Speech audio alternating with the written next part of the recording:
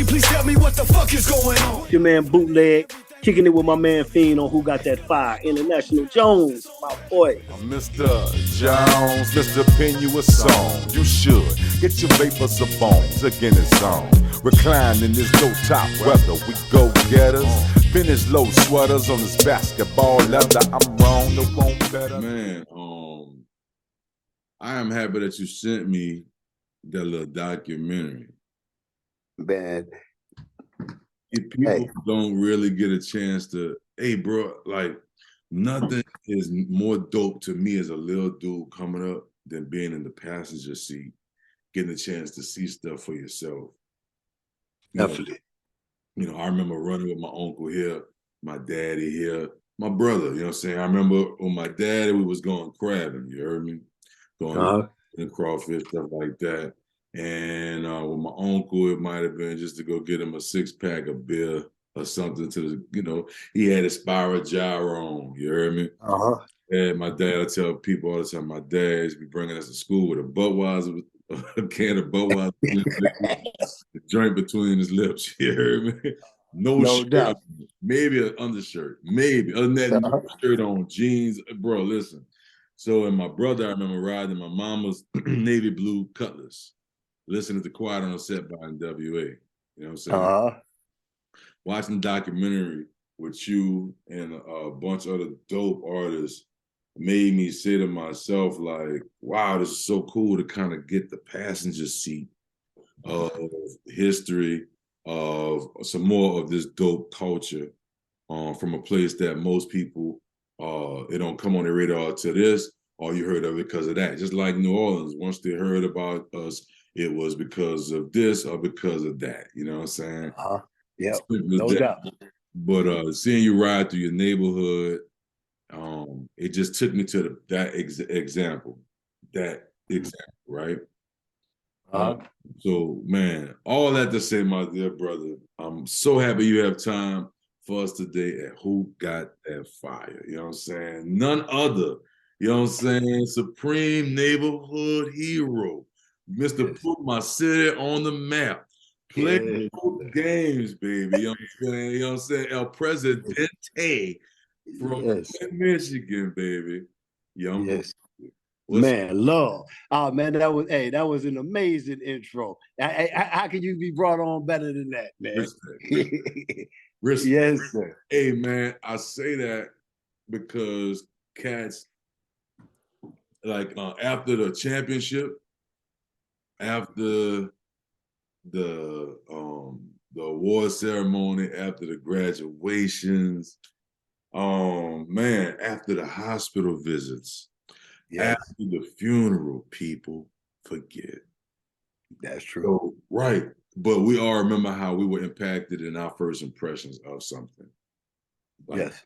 So I always make sure to tap in with gentlemen, you know what I'm saying, and ladies, let them know, like, we all know what that was like, so let's not act like that didn't exist at one time. So act accordingly. That's right. Yeah. That's right. Yeah. No doubt, man. And I want to thank you, man, for giving me the opportunity to even come on, man. It's a beautiful thing to be able to connect, with my brothers from the South that paved the way our way. I mean, we all play our part. Yeah. We all play our part, you heard me? But we all had to walk through our own footsteps to get there, figure it out with nobody but God and ourselves in them trenches. You know what I'm saying? That's right. You played your part. The creator played their part, but you had to play your part too. You heard me? That's right. Yep. That's right, man. Yeah. Today, right? So tell me this, in your mind, as one of the curators of this fine sound from this unique area of Michigan, where you could say it all started for you? Well, I mean, for me, making music, man, came after my group member Shoestring, man.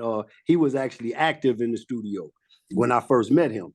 Like I say, I was running the streets real heavy. I wasn't really into making music for a career. I got you. It was more something that I did for entertaining my friends and my family. I was writing raps just to express myself early on, 14, 15 years old. It was just in a way for me to get my feelings off. That's the way I expressed myself. And String was more seasoned, man. You know, he took me to the studio for the first time, and after hearing myself back, that's what caught me. After I actually heard myself come out the speakers and I heard my voice on the radio, I said, "Oh man, this shit got some potential. I probably can do something with this thing." You know, and that's where it kicked off for me. You know, it came about organically for me. That's crazy. That is crazy. Something about that playback when you really hear, it's like seeing yourself for the first time. Yes. You know what I'm saying? So, yes. So boom, you're on Shoestring, get in the studio, you hear yourself back. Boom. Here go a couple songs. Then what was the next move? Where were you? After I heard myself, it gave me, I instantly thought street, man. The street in me said, we need money. I mean, you know, we can't do nothing without getting no money to get behind it to do it. And by me, String wasn't in the streets. String was more of a, you know, straight and narrow dude. Sure. I knew all the criminals, man, and I knew where the money was. Sure. So my first instinct was go to my nigga that I knew had some money that would believe in me enough to put some money behind what I wanted to do. Sure. So I took it to Backstabber, the third member of the Dayton family. Sure. And when I took it to him, you know, with every street guy, man, I noticed, man, that in order to get them to do something, you had to incorporate them. So I had to find a way to incorporate Matt. So guess what I did? Our first song we ever made was Dope Dayton Ave. And I went to the studio and I put a third verse on it with I put a third verse, my nephew right here. He trying to get my attention. Yeah, but I put a third verse on it. Mm-hmm. And I put all the drug kingpins from my neighborhood name in it. For sure. And when I put their name in it, that's all it took. It was just that simple, man. I put their name in it and they gave me the bag. Wow. Hey, but see, I'm gonna tell you, like, this story is super similar to other powerful, impactful dynasties. And one of the first other ones I could think of, what year was this? First of all, what year was this? This was 1990. 1990, right? Think about this here. Rockefeller was pretty much almost the same way. Yeah. You feel me? Yeah. Murder Inc. was pretty much the same way. No Limit was, you know, like every street group got somebody to put that bag there. Come on, man. And sometimes artists was, you know what I'm saying, like, you know, that guy was that bridge. Yeah. And for cats getting it like that, they don't normally get recognition. That it was the thought to have recognition behind this taking penitentiary chances type of something. That's right. Put their chest out. You heard me? Had their heart. Man. And every street guy is looking for an exit, man. I don't care who they are. They always want the exit. And I think Matt was ahead of his time with us, you know, because Matt wasn't nothing but a couple years older than us, you know, at this time. And he was already savvy. You know, he had hundreds of thousands of dollars when we was teenagers. Right. You know what I'm saying? So for him to even take a chance to step out his lane, he was, you know, he went from, you know, streets, he set it all to the side to do the music thing with us. Okay.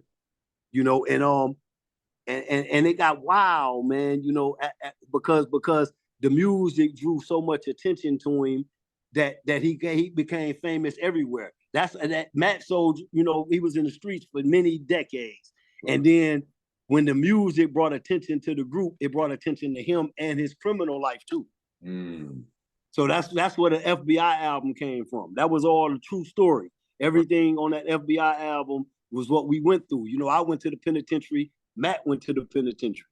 Damn. You know, yeah, man, that was all true stories. You know, when we did the FBI album, we was going through that. I was in the penitentiary writing that album. I was in the state joint. Yeah.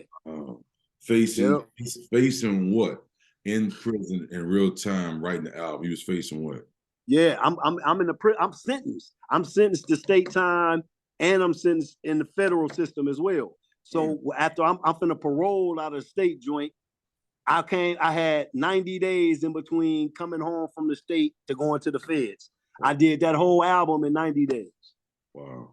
the FBI album. I did it in 90 days, and that was thanks to Shoestring, because he had the framework there for me. He had the beats picked, he had the hooks ready. He had all I had to do was come get on it. That's crazy. Yep.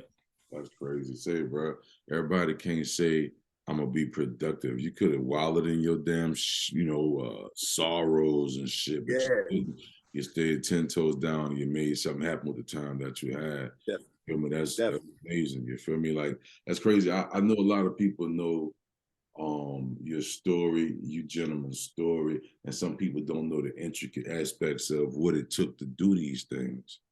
Like, you know, you rapping about stuff, having your chest out, wearing your heart on your sleeve on stuff that y'all was recording and things. Y'all was art imitating life. Yes. Off the mean streets of Flint, Michigan. Yes, sir. Yes, sir. We battled through a whole lot, man. You know, to get a similar acquaintance that you have, man. A lot of people don't know this. Our first gold album that we ever was on was Master P. Down South Hustler was our first gold. That was the first gold album the Dayton Family ever was on. Right. I'm gonna tell you what was so dope about that. That was another bridge. You know, P was being unique and seeing how everybody was touching their areas and wanted to put some guys on one project together. And drawing the consumers together. So that was dope. That might have been one of the other times I had got a whiff of you gentlemen. I just thought it was just dope. Like, you know what I'm saying? Everybody gonna pitch in a vibe from the area and it's on, and you could ride with that. I enjoyed that off of the Down South project that he put out. But I mean, a lot of people, man, was affected, bro, like inspired. When I hear about you gentlemen, the Botany Boys. I hear about another group, Top Authority. You know what I'm saying? They're my brothers, man. Yeah. I hear about in that area, period, you know. And I just think it's just dope, man. And unfortunately, some cats don't get not even so much of praise, but some cats just don't get the to be on the radar for some people. We know where you from affects that a lot. Me and you both know that. You know, it's where you come up at. You know, if a lot of us was from LA or New York, we'd be mega stars. It would be. Like, but I can't take this here though. I think something about the way you and a lot of other super intelligent brothers had to get it. You had to get it on for way of pooling y'all resources together, learning to work together to get somewhere. You know what I'm saying? And that couldn't really be taught to no 15, 16, 17-year-old. You had to be a leader amongst your gentlemen that you worked with. They had to be leaders too, and to know when to follow suit when it was, you know, there's a time to be cheap, there's a time to be Indian. You know what I'm saying? You know, and we was blessed in that regard because a lot of the guys that surrounded us, even though they were more financially stable than we were, they treated us with equal respect. They let us do us. They never tried to become rappers. You know, they were street guys and they stayed that way. You know, they never tried to rap. They knew that was our lane. And then we never tried to do what they was doing. We said, nigga, you know, the bird game is yours. Y'all do that. You know, and we all knew our position. And that's why I think it lasts. It still lasts for 30 years. We still doing shows. We still touring. We still do all that because everybody played their position and continue to play their position. For sure. See, that's what I'm saying. Like, you know, that's just one aspect of things. You know what I'm saying? I've heard a gang of things which you survived over the years.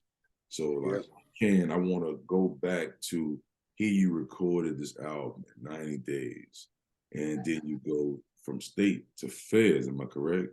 Yes, sir. Wow, bro. You know what I'm saying? So you turn in the album, shoestring, I'm about to go do this time. Here go the album, bro. You know what I'm saying? Like, here go everything. I'm going in. When I come home, we can go from there. That's right. And he had an opportunity. I love Stream, man, because at the time we signed a Relativity Sony. Okay. So when I get locked up, they pressure String to go solo. They want String to, put another person in the Dayton family. They want him to replace me. Right. And he said no, he wouldn't do it. They couldn't even pay him enough money to do it. He wouldn't do it. Wow. And he told them he was gonna wait for me. And that's exactly what he did. He waited for me to do my bit and come home, and we jumped back on it. Come on, Shoestring. Come on, Shoestring. One time for Shoestring. Holding it down for Columbia. Come on, man. One time for Shoestring. Yes, sir. Giving it all the way 1,000 wow. You know what I'm saying? Leg and backstab. That's what's up, bro. Like, a lot of people can't have that. So I can see how y'all having a 30-year plus brotherhood camaraderie through all these years. You know what I'm saying? So you come home. What year you come home? I come home and I'm from the Fed bit 98. 98. You come home. You get out the belly of the beast. You're on the streets in 98. You see us, you're whiff of us doing our little thing. Limiting came a little bit. It's jumping. It's fucking Flint up. No Limit tearing Flint to pieces when I come home. Man. I was about nigga y'all everywhere. Oh my God. Every car, every club. Hey, bro. Yeah. We was in Michigan so much promoting, like, you know what I'm saying? Like, and out there doing shows and stuff. Just the love just has always been, I mean. Yes, man. Enormous. You know what I'm saying? But yes, sir. You come home 98. Uh-huh. Shoestring, backstab, the homies are waiting on you. What is your first objective? Oh, my first objective, man, was to get my feet back underneath me.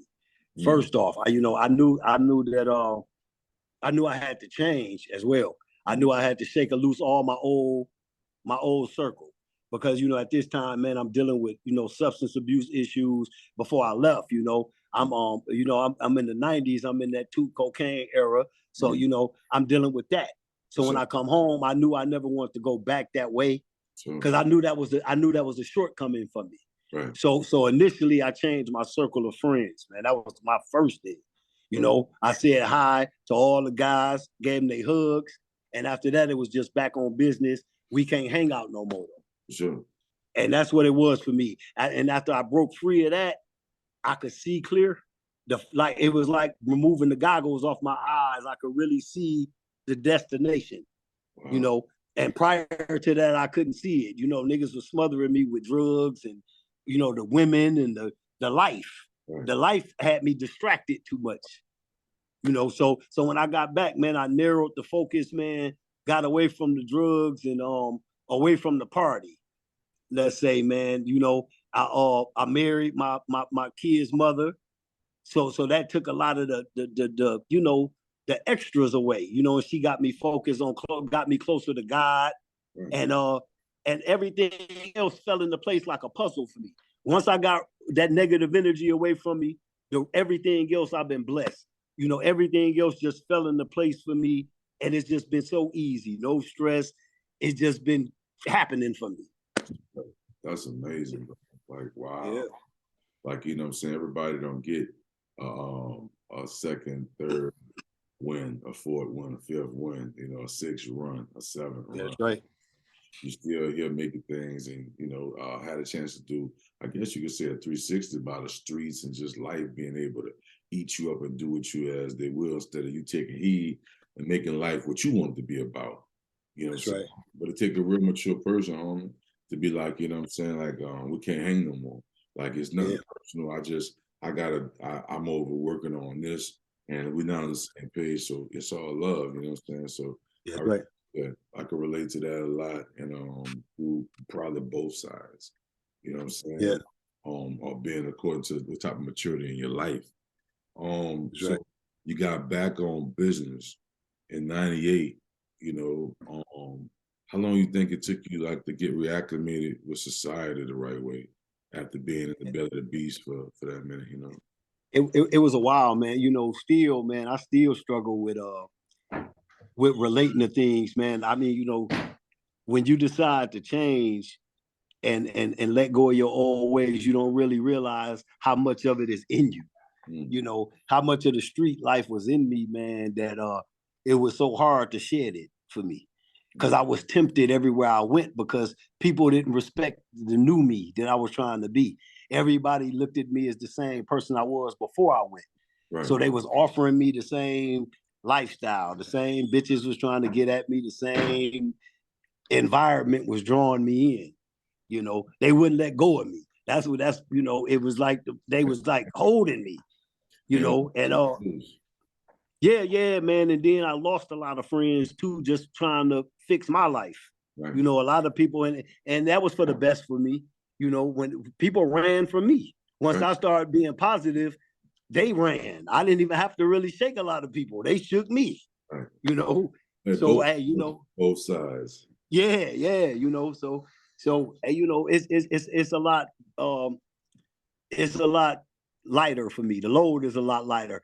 You know, I ain't got a lot of people on my shoulders and on my back. I don't feel like I'm obligated to be nothing but who I am. For sure. You know, I ain't gotta, you know, pretend to be the drug abuser, the bitch, you know, the chick. I ain't gotta sleep with 50 bitches. Right. I can just be me. You know. Yeah, man, and I find that there's so much happiness in being simplistic, man, and living a simple life. You know, penitentiary taught me. I'm just thankful for the little bitty things. I love just being able to watch my Netflix and watch my sports on my TV, having food in my refrigerator. I'm happy with the little things. I don't even need expensive vehicles no more. Before I went to the penitentiary, I had a new car every year. Yeah. I did that every year, all that. Now, man, I drive a GMC Arcadia, and I'm happy. Happy, right? You know, yeah, man. I never thought I could survive without the attention. Yeah. You know, I thought that the attention made me. You know. Well, you know what? You still have social currency. Mm-hmm. That'll never go anywhere because of the groundwork you put down. Mm-hmm. That is a huge value, but I think a man having balance like that, what you have, is more valuable because it takes a different type of maturity to know when enough is enough. You know what I'm saying? Yeah. Well, yeah, most definitely. I'm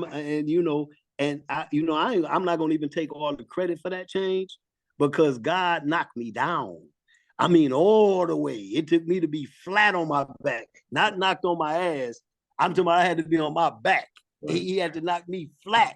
Right. You know, and you know, when you that far knocked down, you looking up. Now you're looking up and you're saying, I gotta get back up. I can't stay laying on my back, you know. And with the drug situation, a lot of people don't know I had a heart transplant. Right. In 2013. Right. So that was God's way of telling me there too. Don't go back. You can't go back. If you go back, you're gonna leave here. Right. For sure, it'll be final. Yeah. Yes. You know. So you know, God gave me a lot of opportunities to change, but I was hard headed, man. I'm telling you, I was the hard headed dude on 2 feet, man. I fought change at every turn. Hey. You know. Hey. Yeah, man. Hey, bro. Just listen to yourself. You know what I mean? You decided to take the joystick and instead of living on autopilot. That's right. You know what I'm saying? You decided not to be a crash dummy. You decided not to be a crash dummy. That's right. Yeah, plenty of people that was like, nah, come on over here, man. We crash out, baby. Come on, fill up, baby. Yes. So good. 2013, my brother. Damn. 2013, you had evidently heart issues. Yes, sir. And that was from the lifestyle. That was from the lifestyle, right? So I mean, shit, you know, this entertainment world will eat you up. Mm-hmm. And you was given another chance. So you went in the hospital to get you went in with heart issues. Yes, and now now you need a heart transplant. Yeah, I went through every phase of it, man. You know, it came to my attention, you know, in 2008. I woke up, man, with severe pain in my legs, you know. So, you know, I took the pain medicines and that, trying to, you know, work it out myself. Right. It wouldn't go away, so I went into an emergency room, and they told me I had blood clots in my legs, right?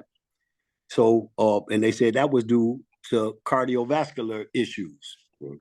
So when they removed the blood clots from my legs, they put a pacemaker in my chest. Okay. On my 40th birthday, I'm getting dressed to go to a club, and I fall out, have a heart attack. Okay. After I had a heart attack, I wake up, man, I'm in the hospital again. They do a LVAD. A LVAD is a left ventricular device. It's a big device that they put on your heart to keep it pumping for you. Right. So they put me on an LVAD, and I'm gonna be honest with you, I was content with that. I said, I'll live the rest of my life with this machine if it's gonna keep me alive, right? That was October 13th. 1 month later, they found me a heart. What? 1 month after I get the device, I still had stitches in my chest. 1 month after having the surgery that you are about to be content with the rest of your life to live off of. Yes. Process on 30 days later. Right? Yes. They found a heart 1 month later. 30 days later, I had to go back in there and they had to open my chest back up again. Right. They give me the new heart. Right. And that changed me. That was, man, an experience that only God could take you through. It was something, man, that I never thought that I would ever experience nothing like it. That's the way I can explain it to you, man. It's a finality. You feel like it's a final, like it's final. Like this is, I might not come through this. Sure. But and then coming back out on the other end, I had to relearn how to walk and everything. It was like starting over like a newborn kid, man. Sure. And thank God I had a wife, man, and my wife was there for me. She was there for me top to bottom. I mean, from man, the things she had to do. She had to like become a nurse, man, to do, so sure. Yeah, I was blessed that even put a woman in my life that held me down, because wasn't none of them little chicks I was messing with.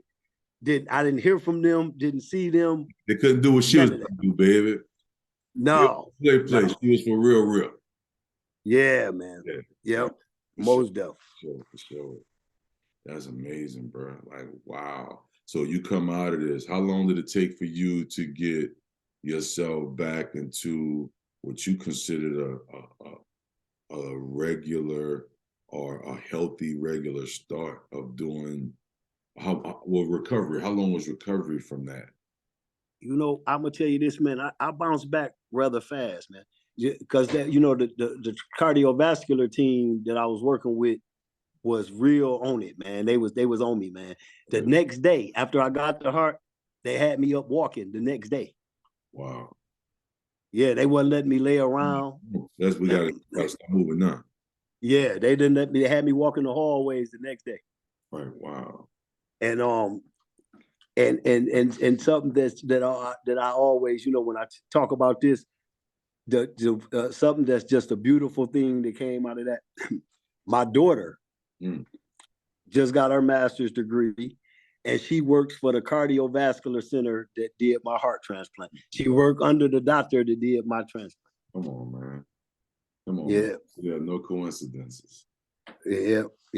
My daughter. Shout out to daughter holding it down in the medical field. We need more people in the medical field, you know what I'm saying? Not only people like us, but we just need more people that care, that can know exactly, to experience something, to know what they're doing, why they're in there doing it. And I would like to, while we talking about that, I'd like to encourage every Black person to see this interview. Get you some health insurance and some life insurance.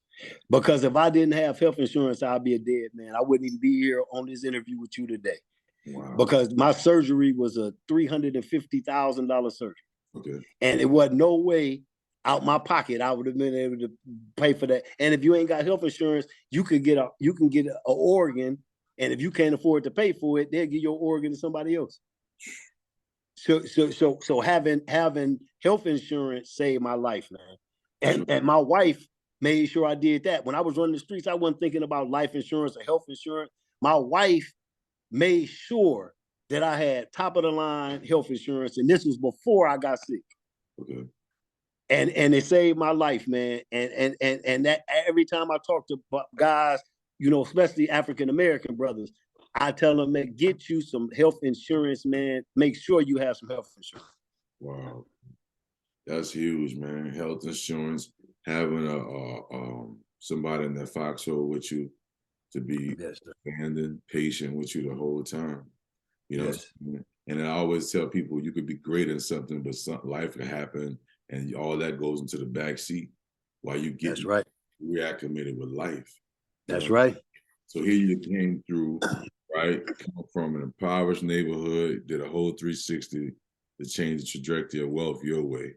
Popped off with the music, got involved, you know what I'm saying, with some other things that happen as we get in America and everywhere else. Had to go sit down for a little while.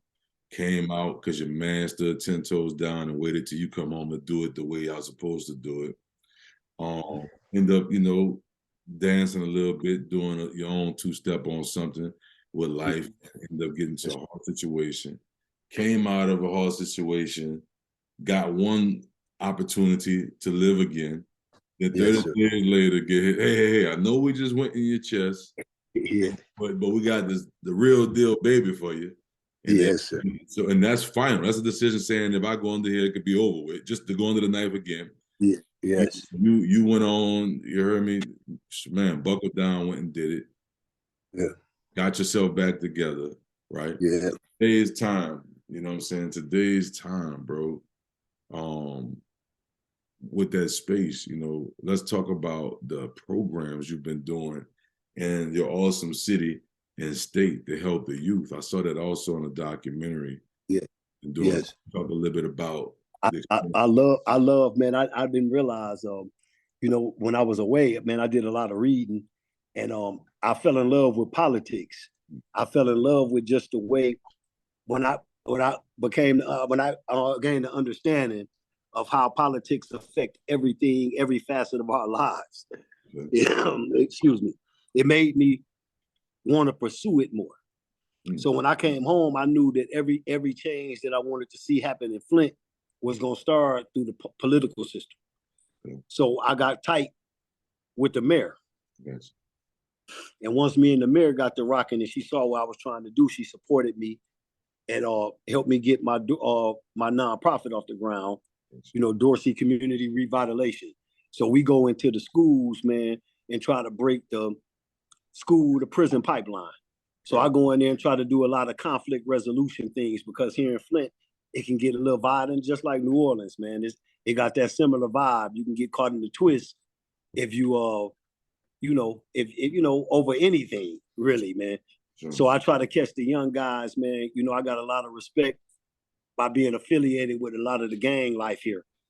So I try to catch the guys on both sides, you know, and try to talk to them, man, about resolving conflicts in a reasonable manner, man. You know, somebody ain't got to die just because you have a disagreement with a person.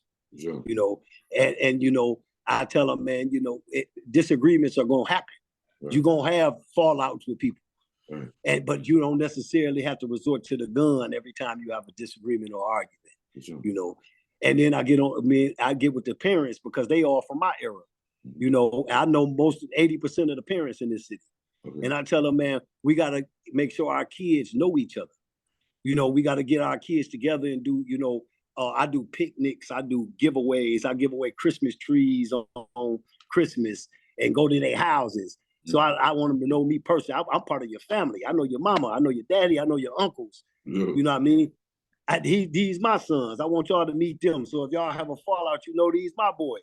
Right. You know, something that simple could prevent at least 5-6 murders that recently happened here.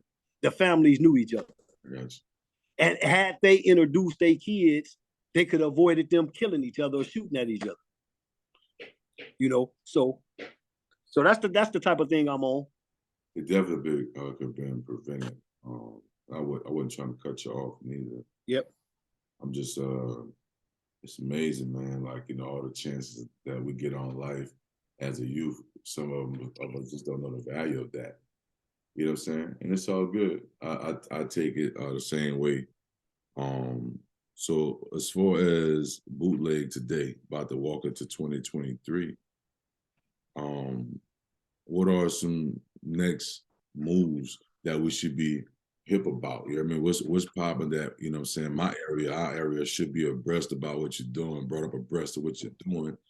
You know, also, Flint still got need help with the water. Let's be clear. Yes. Flint needs help. Yes. Mississippi need help with the water. So let's be clear. That ain't resolved yet. No, man. The water crisis is still in full effect here. People still drinking bottled water. You know what I mean? Even though they say that, you know, the powers that be say that it's safe, the trust factor is gone. But, you know, don't nobody around here trust the public officials anymore, you know, which is understandable. You know,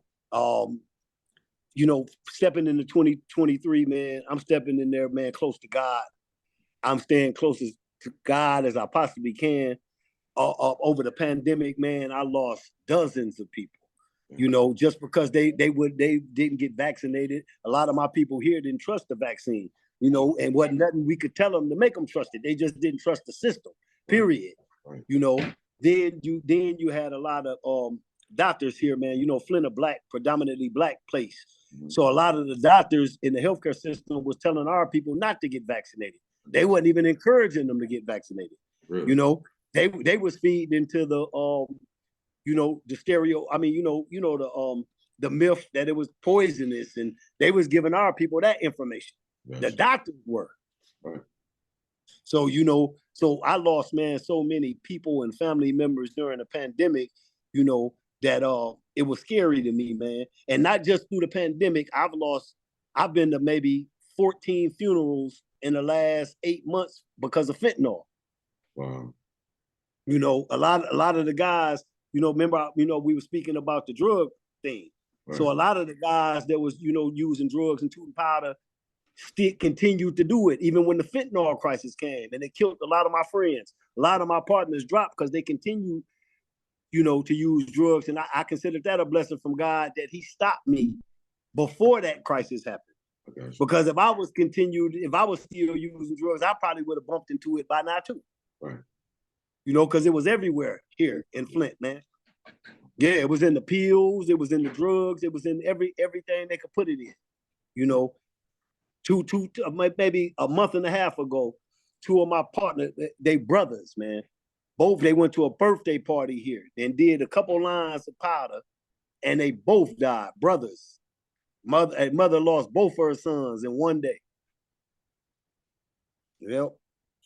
This shit is crazy, bro. No matter, you know what I'm saying, it started off with making money off of it, serving it into the ghetto, and now is, you know, some more other type of nonsense going on. So that's a wake-up call right there also, man. Y'all out there doing these drugs, buying them on the streets, just doing drugs, period, man. If it ain't cannabis, man, you know, stay away from that. Yeah. You know what I'm saying? Yeah. But I want, first of all, man, I appreciate you making time today. Like I said, I don't make it too long, but if you can, shout out, let me get your Instagram, whatever social, your websites, I'll plug it in before this interview goes short on us. Okay, no problem, man. Everything is under my real name. Ira James Dorsey on Facebook, same on Instagram. Them the only two I really work on, Instagram and Facebook. But you can let people know I respond to everything personal. Ain't no robots or no in between. If you hit me on Messenger, Ira Dorsey, that's me. I'm gonna answer you. That's me. So, you know, I'm hands on with everything. For sure. That's what's up. Hey, love and peace, man. I'm gonna hit you on the phone in a minute. Who got that fire? Won't you pass me the green so I get higher? I wanna know.